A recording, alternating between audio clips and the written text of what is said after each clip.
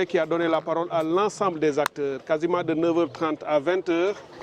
Cela nous a permis de récolter une bonne moisson de points de vue différents, quelquefois contradictoires, mais toujours consensuels, et qui nous a permis à la fin de la journée d'arriver à une bonne chute avec les rapporteurs qui ont pu quand même faire une bonne évaluation, de bonne synthèse pour cette journée qui était faite tout en plénière.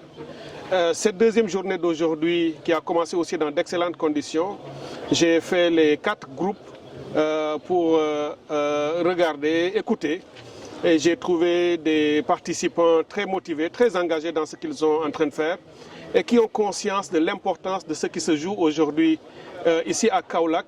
Cette première édition des Pencho, donc, Pencho, cette ressource eau que nous avons en partage, extrêmement importante, que nous allons prendre aujourd'hui à partir de maintenant sous une approche par Nexus, à l'entrecroisement de toutes les dynamiques sectorielles et aussi une ressource porteuse du développement économique et social et de la transformation systémique.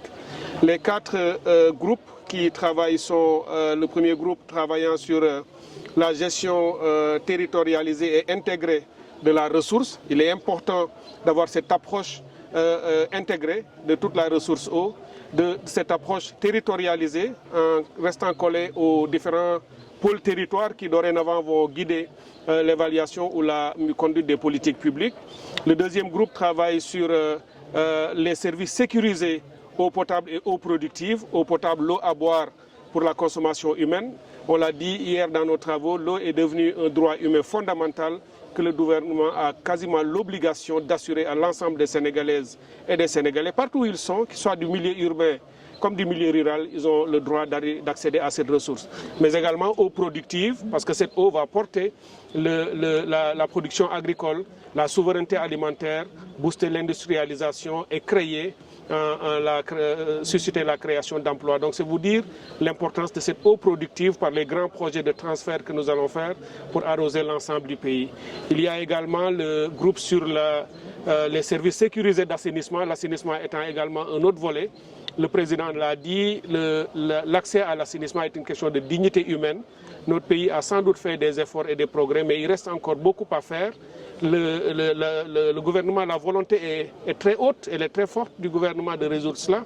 À la fois l'accès à l'assainissement, qu'il soit l'assainissement collectif ou l'assainissement individuel, mais également la bonne gestion des eaux pluviales avec les inondations que nous avons connues, mais avec une bonne perspective pour mieux préparer l'hivernage 2025 et aussi anticiper sur les crues, puisque nous savons qu'avec le changement climatique, on pourrait faire face à aussi des inondations fluviales. Toutes choses qui font que ce groupe 3 qui travaille sur la gestion sécurisée, les services sécurisés de l'assainissement a aussi un rôle important à jouer en termes de livrables à la fin de nos concertations. Et enfin, le dernier groupe, mais pas le moins important, qui est le groupe qui travaille sur la question de la gouvernance, sur les partenariats, sur les financements et tout ce qui concerne justement la façon dont on va gérer cette ressource, dont on va se projeter sur l'avenir, parce que quelle que soit la quantité de ressources eau que nous avons, quelle que soit la volonté que nous avons d'en faire le moteur de la croissance et du développement, si nous n'avons pas des institutions adaptées et solides, si nous ne réglons pas les problèmes, les nombreux que nous avons trouvés ici malheureusement dans les politiques publiques, pas seulement dans notre ministère mais aussi dans d'autres, ce sont les chevauchements de politique. Il y a beaucoup d'incohérences dans les politiques publiques. On voit beaucoup d'organisations, y compris dans un même ministère, des structures qui se marchent sur les pieds parce qu'elles font les mêmes missions. Et tout ça a besoin de régulation, d'harmonisation et de mise en cohérence.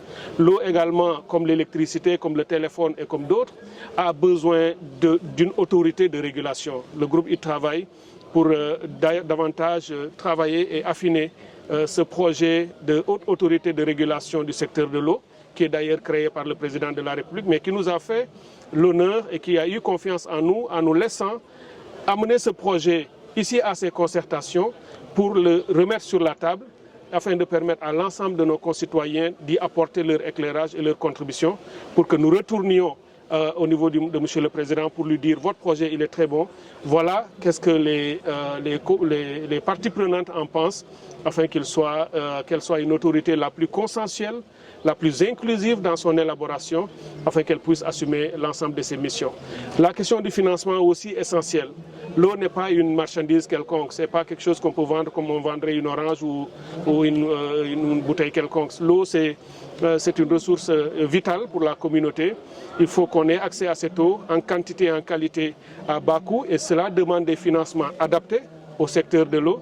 Cela demande la mobilisation du secteur privé international comme national et tout ça a besoin d'une vision claire sur la levée de financement concessionnel quand c'est possible, mais également tout ce qui peut nous permettre de mieux gérer dans le futur pour qu'on lègue à la prochaine génération des politiques efficaces, concertées, participatives, mais adaptées qui leur permettront également d'aller plus loin et de continuer à travailler pour le pays, pour son futur et tout ce qui touche à cela. Merci beaucoup. Pour l'agriculture, vous avez évoqué également le problème de l'eau potable, mais en ce qui concerne le grand projet GTE sera donc une solution innovante. Ce sera l'une des premières solutions d'ailleurs. Les projets de grand transfert, parce que collant à l'esprit ou la logique de mise en œuvre de la vision 2050, c'est de ne plus faire les choses au fil des jours, année après année. C'est d'avoir une perspective très longue. C'est pourquoi toute notre vision est calée sur 2050, mais en la déclinant d'abord dans le master plan de 10 ans, 2025-2035, mais ensuite dans le premier quinquennat de 2024 à 2029. L'enjeu pour nous, c'est de faire en sorte que sur les 10 ans à venir, partout dans le pays où les grands transferts doivent arriver, qu'on puisse le planifier comme sur une carte, de pouvoir dire voilà les prises d'eau, voilà les destinations, voilà les zones traversées. Et pour chacune de ces zones, en relation avec le ministère de l'Agriculture et des autres ministères sectoriels concernés, travailler ensemble de façon à avoir des plans qui soient intégrés, qui soient très participatifs et cohérents. Donc les grands transferts vont commencer par le GTE, le grand transfert du lac de Guiers vers Dakar. Ça, le processus est déjà lancé. Nous vous avons dit que partout où nous avons trouvé qu'antérieurement dans les démarches, par exemple pour faire une étude, on nous disait qu'il fallait que ça prenne au minimum 18 mois. Nous avons tout fait pour dire que vers la moitié de l'année prochaine, on doit avoir les premiers résultats des études et aussitôt lancer les études d'impact environnemental parce que pour nous, l'enjeu, c'est que comme on a vu partout ce besoin criard d'accès à l'eau, la population a très soif, malheureusement c'est la situation que nous avons trouvée ici, mais nous allons accélérer vraiment les choses pour que à la fin de 2029, au plus tard, ça peut se faire avant, mais que ce projet de grand transfert puisse finaliser l'arrivée de l'eau dans le DMT Dakar-Thiès-Mbour, mais que la question de l'eau à Touba, comme nous en avons d'ailleurs déjà pris l'engagement devant le Khalif, que l'eau à Touba soit réglée, une eau potable en quantité et en grande qualité, mais que la gestion soit modernisée et que tous les réseaux de Touba soient également renouvelés et refondés. C'est la même chose dans le bassin arachidier avec les champs captants, des transferts depuis Malem Odar pour donner de l'eau potable à Kaffrine, Kaolack, Fatick, Gossas jusqu'à Djober avec une jonction vers Sadio. Et aussi tous les autres projets qui avaient connu quelques retards sont en train d'être accélérés, notamment dans l'Est avec Bakel et les marigots et mares de Bakel, où l'OLAC est en train aussi d'accélérer beaucoup pour pouvoir le livrer dans les meilleurs délais. Et c'est comme ça que nous allons le prendre dans les 5 à 10 ans pour réaliser ces grands projets des autoroutes de l'eau avec les meilleures façons de travailler, de nouvelles pratiques, d'innovation. Et aussi comptant sur vous de la presse pour une grande communication. Nous voulons que les Sénégalais, partout où ils sont, qu'ils comprennent que ce nouveau projet de transformation systémique n'est pas une affaire du gouvernement. C'est une vision sans doute des autorités qui prendront le leadership et qui feront ce qu'il faut. Mais il appartient à chaque Sénégalais de se donner la peine et de comprendre que 2050 commence maintenant. Et chaque année, nous devrons faire des résultats qui transformeront la vie de chacune et de chacun des Sénégalais. Et alors, pour pouvoir y arriver, tout le monde a son rôle à jouer. Nul ne sera resté sur le bord de la route. Et il faut que vous, de la presse, et vous faites un travail remarquable que je salue dans ces concertations. Vous êtes là avec nous, pas seulement pour transférer ou diffuser la communication que nous faisons, mais je vous vois comme des acteurs avec des idées et des propositions. Et c'est ce que nous attendons de chacun des acteurs de ce pays.